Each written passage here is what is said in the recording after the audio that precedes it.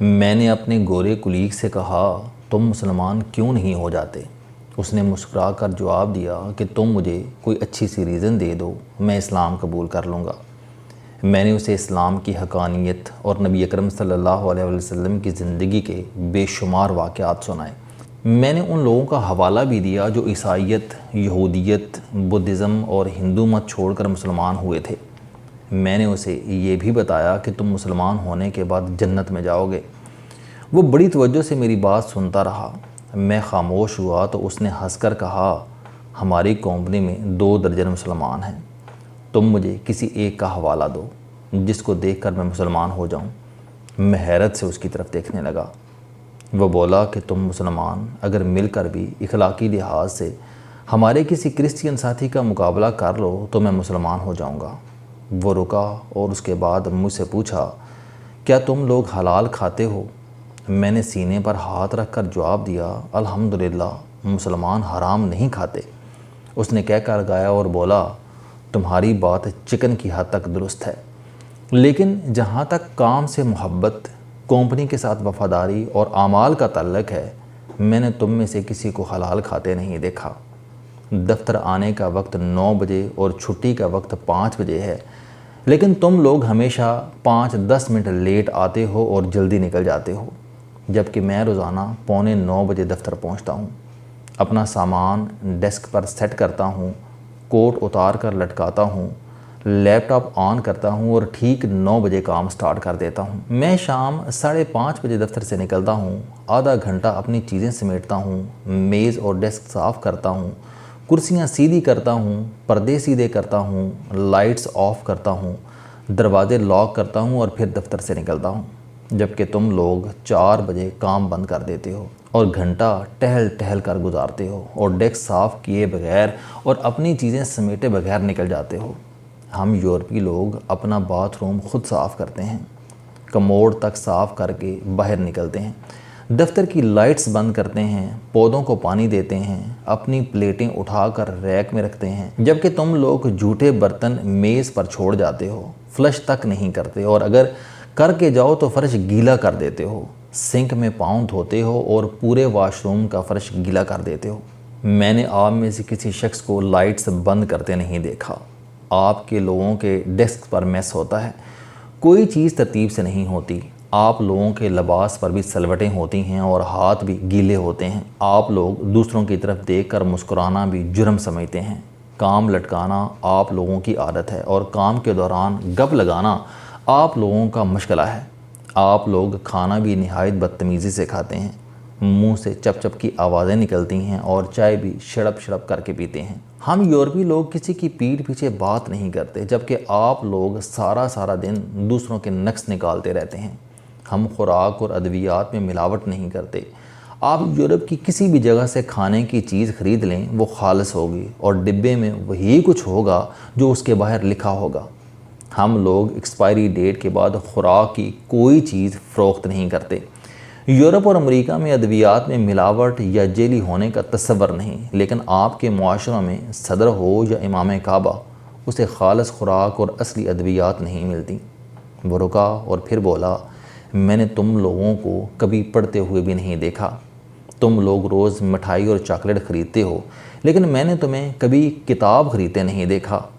کتاب اور علم سے یہ دوری میرے لیے حیران کن ہے۔ ہم مرغی ہو یا گائے مذبح خانے میں ذبح کرتے ہیں، شہریوں کو اس کا خون نظر آتا ہے اور نہ ہی اوجڑی، جبکہ تم لوگ روز گلیوں اور بازاروں میں جانور ذبح کرتے ہو اور اسے نالیوں میں تڑپنے کے لیے چھوڑ دیتے ہو اور آخر میں اس کی علائشیں چوکوں اور گلیوں میں پھینک دیتے ہو اور انہیں کتے، کوے اور چیلیں بھنبھوڑتے رہتے ہیں۔ تم تندور پر چلے جاؤ یا قصاب کی دکان پر، وہاں مکھیاں اور کاکروچ تمہارا استقبال کریں گے۔ تم اپنے مولوی حضرات کو دیکھ لو، ان کا لباس گندا، حلیہ بے پرواہ اور پیٹ حدیں کراس کرتا نظر آئے گا۔ سوال یہ ہے کہ جو شخص اپنے 6 فٹ کے قد پر اسلام نافذ نہیں کر سکا، اس سے مجھے کتنا ایمان مل جائے گا؟ اور آخری بات، کیا تمہارے معاشروں میں عورتیں، بچے اور جانور محفوظ ہیں؟ کسی مسلمان ملک میں 10% خواتین بھی بے خوف ہو کر گھر سے نہیں نکل سکتی۔ تم لوگ بچوں پر بھی تشدد کرتے ہو اور جانوروں کو پتھر یا ڈنڈر مارنا بھی اپنا فرض سمجھتے ہو۔ تو پھر تم بتاؤ میں تم میں سے کس کو دیکھ کر اسلام قبول کروں؟ اسلام بے شک عظیم اور شاندار مذہب ہے، لیکن تم مسلمان کسی بھی زاویے سے اچھے دکھائی نہیں دیتے۔ دنیا کی ہر بیماری، ہر برائی تم لوگوں میں کوٹ کوٹ کر بھری ہے، لہٰذا پھر میرے جیسے لوگ یہ سوچنے پر مجبور ہو جاتے ہیں کہ وہ مذہب جو آج تک اپنے ماننے والوں کو نہیں بدل سکا وہ مجھے کہاں تک بدلے گا۔ دوسرا، میں اگر مسلمان ہو بھی جاؤں تو میں کیا کروں گا؟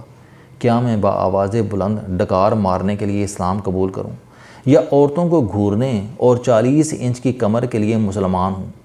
تم مجھے کوئی ریزن دے دو، میں ابھی کلمہ پڑھ لیتا ہوں۔ وہ خاموش ہو گیا اور میرا منہ کھلے کا کھلا رہ گیا۔ شیخ فرید احمد رکے اور پھر لمبی سانس لے کر بولے، میں اس گورے کی باتوں پر آج تک شرمندہ ہوں، اور میں نے اس کے بعد کسی غیر مسلم کو تبلیغ نہیں کی۔ میں یہ بھی مانتا ہوں کہ میں 84 سال کی عمر میں بھی خود کو مسلمان نہیں بنا سکا، میں اسلام کے معیار پر بھی پورا نہیں اتر سکا۔ میں بھی شیخ فرید صاحب کی باتیں سن کر بڑی دیر تک انہیں حیرت سے دیکھتا رہا۔ شیخ فرید صاحب کا تعلق مانسیرا سے ہے اور یہ اسکردو کے ٹور پر ہمارے ساتھ تھے۔ ان کی عمر 84 سال ہے۔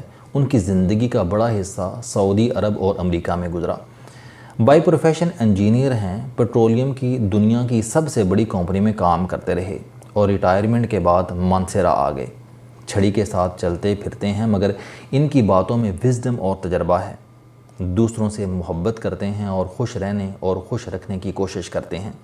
میرے بیٹے شمائل کو بزرگ اچھے لگتے ہیں۔ اس کی اپنے دادا یعنی میرے والد کے ساتھ بھی بہت دوستی تھی، یہ انہیں بہت یاد کرتا ہے، لہٰذا یہ اپنے ہر ٹور میں بزرگ خواتین اور مردوں کو ضرور شامل کرتا ہے اور دل و جان سے ان کی خدمت کرتا ہے۔